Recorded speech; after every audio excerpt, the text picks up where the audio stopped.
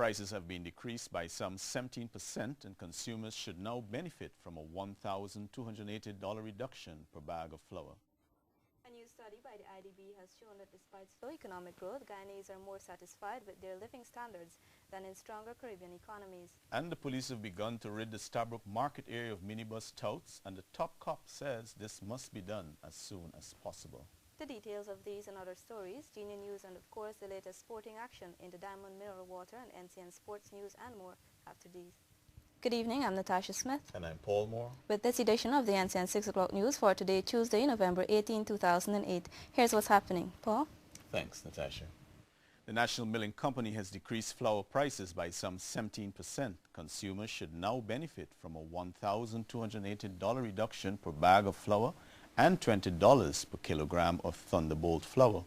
The milk is also urging business to be responsible by passing down the benefits to their customers. Consumers are also asked to report if they are not benefiting from reduced prices by this weekend. According to a press release, the prices for bread, chow mein, and other flour products should also decrease. A new study by the Inter-American Development Bank titled Development in the Americas has shown that despite slow economic growth, citizens of Guyana are more satisfied with their living standards. The study shows citizens of countries such as Trinidad, Chile, Peru, and Ecuador, all fast-growing economies, are less satisfied with their living standards. Edward Lane reports. IDB study targeted 40,000 people in the Latin American Caribbean region, with Guyana placed 10th in the overall group and 2nd in the Caribbean. For Caribbean countries, Jamaica leads on a scale of 1 to 10 at 6.2, with Guyana at 6, while Haiti is at the bottom of the table on 3.8. This means that despite the Haitian economy not growing, poor living standards have pushed them to the bottom. One aspect of the study dealt with the growth of regional economies and gave an average gross domestic product for a 6-year period. And Guyana's average GDP growth between 2001 and 2006 is 1.2%, with the oil-rich Trinidad and Tobago leading with 8.8% and Jamaica second with 1.3%. The study is an unprecedented look into people's perceptions into the region regarding quality of education, health care, housing and employment. The report also shows that 81% of the people in the region are satisfied with their jobs, more than workers in countries with high income per capita. The region on an average reported a level of life satisfaction of 5.8, more than Europe and Central America but less than the 7.5 reported in North America and 7.2 for Western Europe. Nearly 80% of the people are satisfied with their housing situation, more than people in Europe and Central Asia. Overall, 85% of the people polled in the region say they are satisfied with the health comparable to most regions, but higher than in Eastern Europe and Central Asia. Citizens of Costa Rica, Panama, Mexico and Venezuela have the highest level of life satisfaction in the region, with Jamaica, Guyana and Trinidad at midpoint. Ecuador, Nicaragua, Dominican Republic and Haiti are the countries occupying the bottom of the rankings. Edward Lane, the 6 o'clock news. President Bara Jagdeo has approved a $15 million fund for stakeholders to intensify the domestic violence campaign. The president made this announcement during a consultation with some 25 organizations to develop a strategic approach to address the issue. Details from Monica Jones. The fund will be accessed by unions, the private sector and religious organizations as they strive to eliminate domestic violence in society.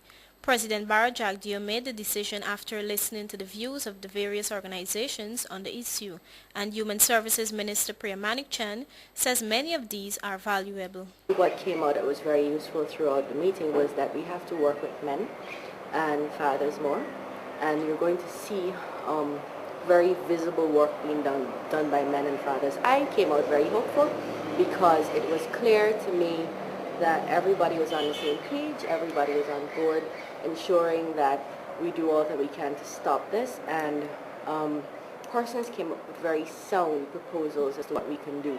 And so you're going to see the government, perhaps through my ministry, Human Services, working with individual organizations or collective organizations like the labor movements and the churches, and to determine where it is we have to go and how it is government can support those efforts. These recommendations will now be examined by the Human Services Ministry. All the points, we don't want to be missing anybody's important points. We have always been very, very diligent with taking on board recommendations and suggestions, and more than taking them on board, implementing them.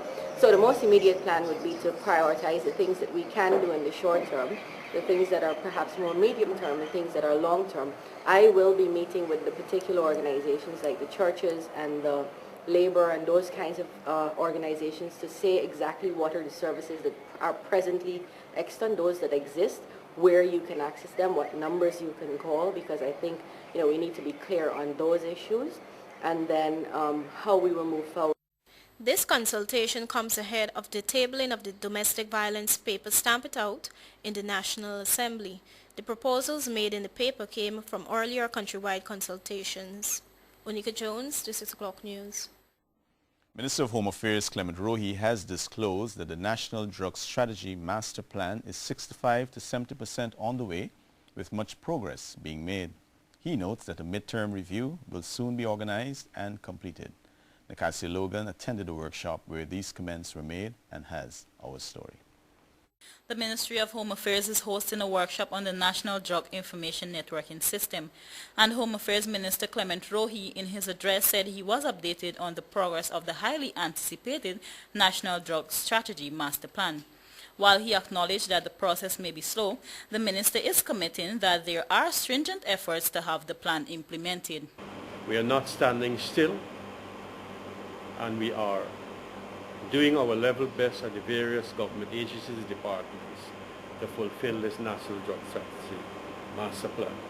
Minister says that the role of the government is to make sure that the plan is always first in the agenda as it seeks to arrest narco-trafficking.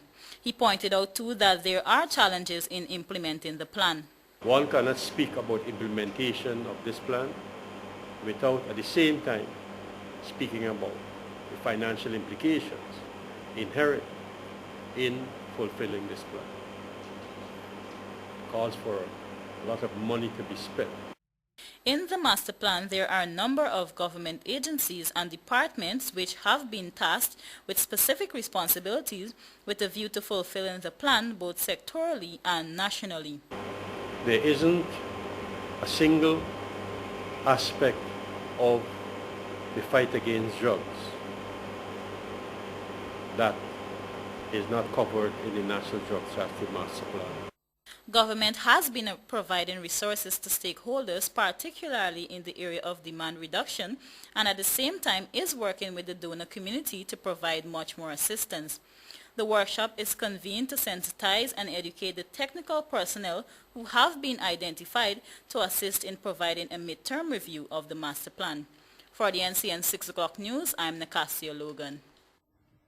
Labour Minister Mansour Nadir has announced the names of the persons who will serve as arbitrators in the wages dispute between the Guyana Labour Union and the City Council.